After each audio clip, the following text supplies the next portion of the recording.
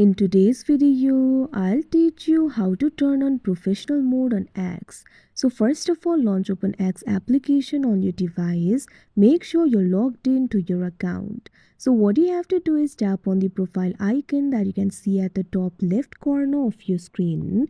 Now after you do that, you'll be able to find various options over here. At first, you'll be able to find this option for profile. What you have to do is tap on it.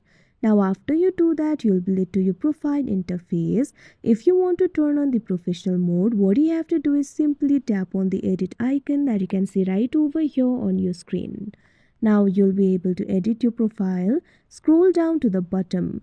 At bottom, you'll be able to find this option for switch to professional. What you have to do is tap on it. My account is suspended right now, but I'll tell you what to do. Simply select the category. After you do that, follow through the prompts and your account will be switched to the professional one. So like this, you'll be able to switch to professional account. So that is how you turn on professional account on X. I hope you found this video helpful. Thank you for watching.